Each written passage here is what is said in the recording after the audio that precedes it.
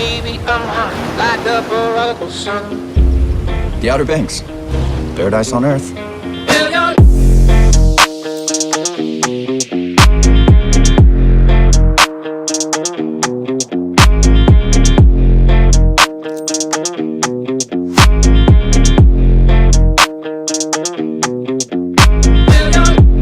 What's up, guys? Welcome back to another video. Today, we're back in the garage, as always. The weather's been a little finicky, so it's been hot one day and then super cold the next day, so I thought I'd do another requested video. That being said, I thought I'd show you how I installed a power steering pump on my car.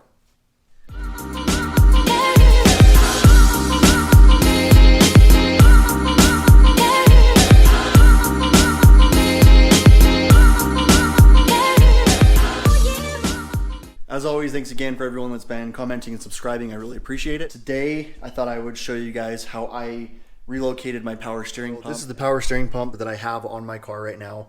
I had to do a few things to make it work because of my intercooler piping.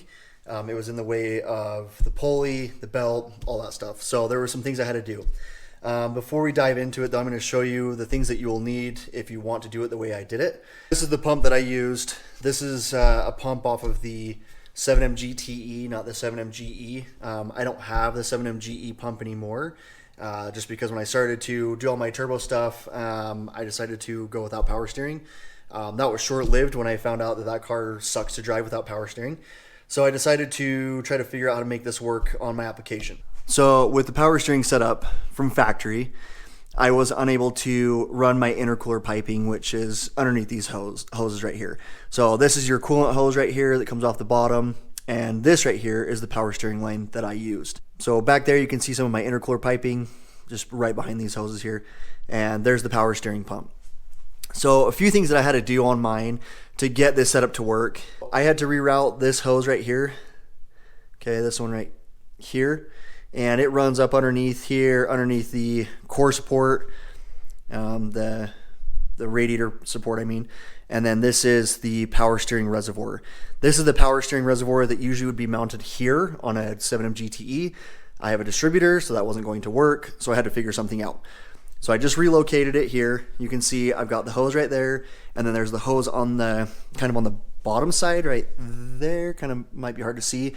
Both those lines just run underneath, and then they come up to there, which then runs up over, and then there's another line that's for the return. So you have the two lines you got to work with. The other line's just right down there. Might be kind of hard to see, but that's the one that's going to run to the rack. So because of my application, everything that I've done to it, the power steering pump, it would work with the factory location.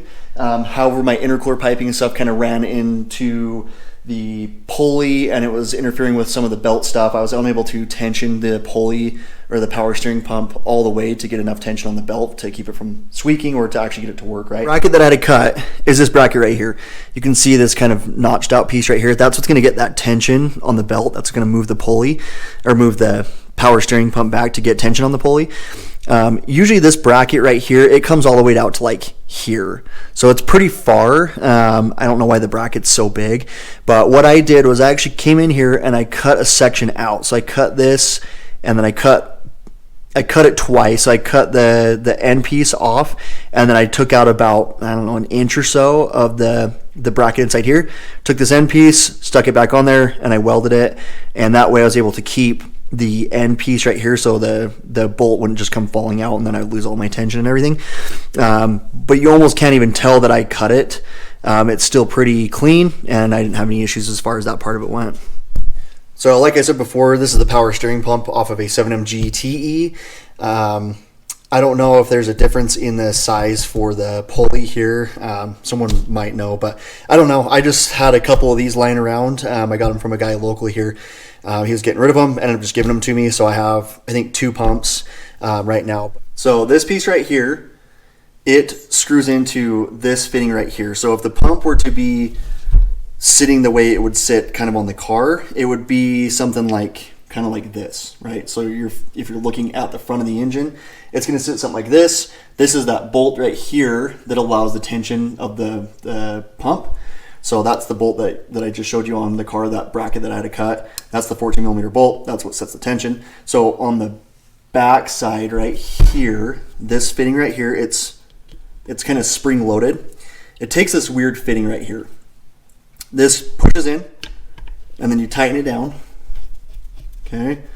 Then this piece right here is the other end of the line. It's been cut. You can see I hacked it off right there. It's like a flared fitting, or flared end that sits inside this. This piece then screws into this,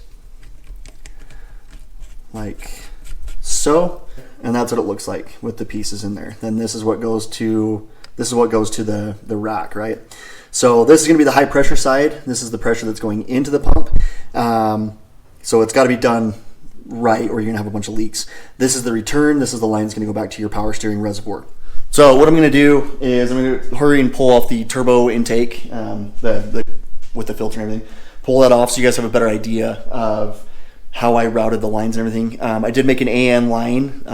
If you guys aren't sure how to do that, I can make one and show you how to do it. It's very simple, but there's also a lot of videos on YouTube that will show you how to make those lines. But I'll show you exactly what I did, how I made it, and then we can kind of go from there.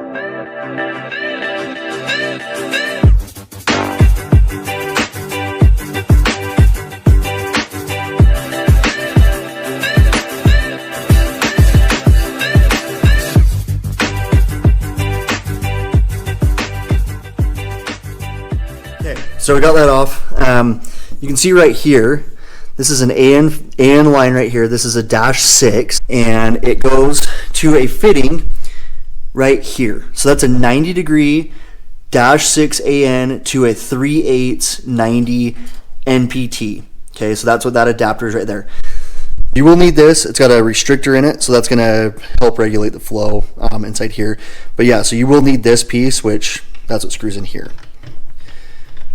Okay, so with that screwed in, like I said, it's kind of spring loaded, so you have to like push it down as you screw it in, and that will get rid of this piece here, so that can go in the garbage. So like I said, 3/8 NPT 90 to a -6. Okay, so you can see the -6 right there coming off the 90. It then runs around the back here, and then that's what goes down to the power steering rack down there. So don't hate me for not telling you this before or explaining this before, but this line here, the high pressure line that goes into the rack, that's going to be this piece right here that I told you to throw away. Okay, that's going to go to the rack, right? So that's going to be the line coming up, and then that's what's going to screw into the power steering pump, the one I told you to throw away. So I had a local company swage a male 6AN fitting onto that. So swaged it, welded it, whatever. Brazed it on, however you want to do it, but you will have to put that on there in order to get a -6 line to work. If you can get something else to work, or if you want to just relocate it from here to here, you may just need to extend your lines a little bit and just have them run underneath there, and you might not have to mess with any of it. Okay, this isn't like super accurate, but if some of you guys are like, I have no idea what you're talking about. So this would be kind of like your 90-degree 3/8 NPT to a 6AN fitting. Okay, so that's what it looks like. That would technically, I know this isn't accurate, I'm trying to draw you a picture here, but this would go in right here, okay? Your -6 would come off of the line that you're gonna make, would screw into this, it would come off like this, and then it would go to another fitting that's on your power steering lines that would be like this. This would be that line, which is this line here, okay? So if this was gone, this piece would be kind of like swaged on the end of it. So this blue piece would be kind of like the line right here, and that's what would be coming off your power steering line, and then that's what would go back to this. So that was probably the best example, but hopefully it kind of draws a picture of like what needs to happen. But yeah, if you've got a local company, or if you can do it yourself, swage that end on there, or weld it, braze it, however you need to do it. There's plenty of fittings out there that you can get. They've got everything from stainless steel to aluminum to whatever. The lines on here are aluminum, so if you're going to weld it, you're going to obviously need to use an aluminum 6AN bung that would go on that, and then you could just kind of TIG it or whatever you're going to do onto that power steering line, and then you should be good to go. Don't try to mock anything up. Like, don't try to just temporarily make it work. There's a lot of pressure coming out of that power steering line, or that power steering pump, and if you try to just make up something, mock something up, it's going to probably just burst. So you'll definitely need something that can withstand the pressure. But yeah, I think that's the best way to go. I know that this fitting here, it can leak. I know that's a big problem with these as well. And so that's why I cut that piece off, and I had the dash 6 male end swaged on there. So, but that's how that part's set up for my car. Like I said, you could probably get something to work. You could probably get a longer line. I don't know. But that's just kind of giving you an example. So now on to the reservoir. So like I said, this is the 7M GTE, the one that's mounted up there, sitting right here. I made like this little like kind of 90 that comes off, and all I did is I just used a hose clamp. I don't have any way to weld this. I don't want to ruin it. So I just used a hose clamp, and this piece of metal, it bends out and then down, and it runs along the side of this. Then the hose clamps all this together, and then this is just bolted in here, and it's pretty solid. The serpentine belt that you're going to need to get this pump to work in this particular application is going to be the Gates Micro V K040335. Okay, I'm actually reading it off my phone, but okay. Other than that, I think that's everything. Pretty easy setup, pretty easy install. It's good to just kind of declutter the engine bay with everything going on already in there, especially if you guys are running the intake manifold that goes up over the top of the motor. It's a good way to just clean up the engine bay and get that thing out of there. Okay, and then the last thing I'll do is I'll fire the car up, and I'll show you how well it actually works. It's pretty smooth.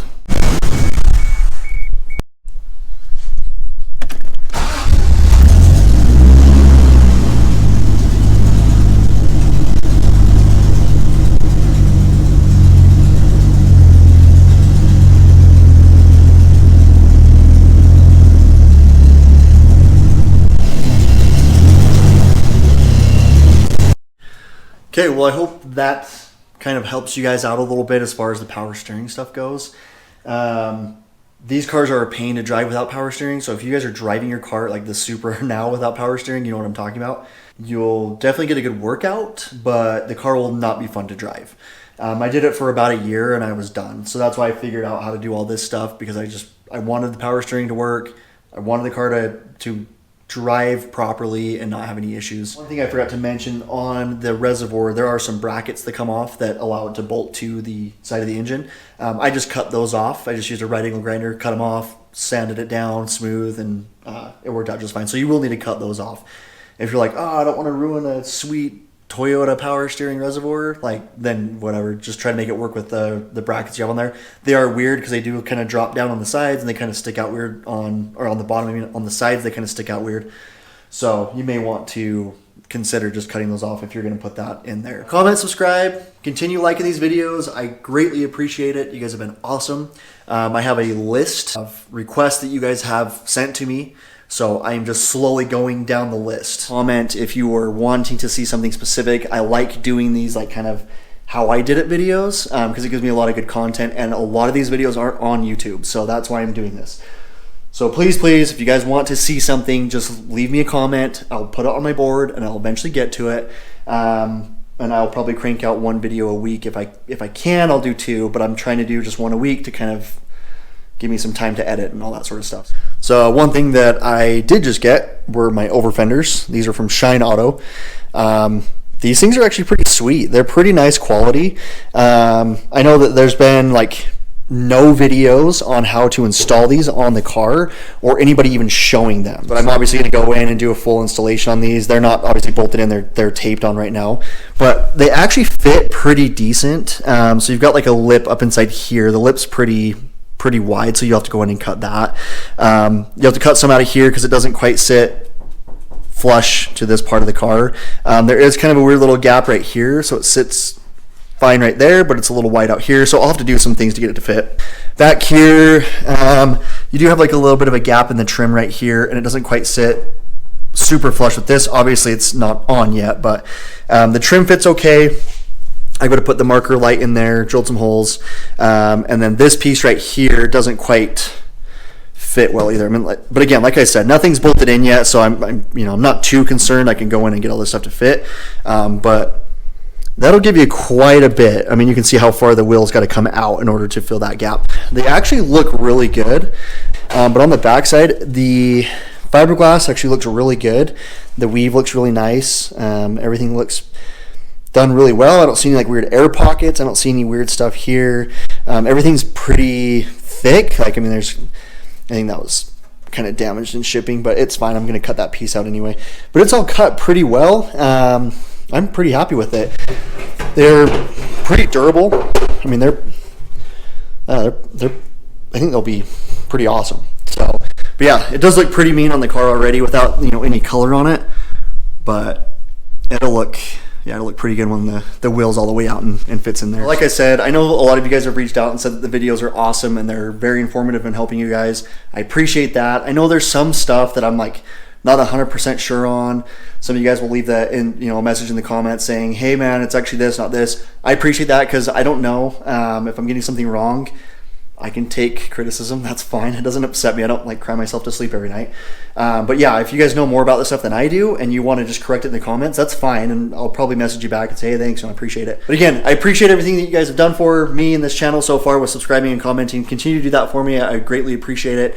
And I will continue to toss these videos out, and hopefully you guys see something here that helps you with your build, or you know, you're stumped and you're super aggravated with how the car's not running or how it's not looking, and hopefully my video can shed some light on that. So again, I appreciate it, and I will see you guys in the next one.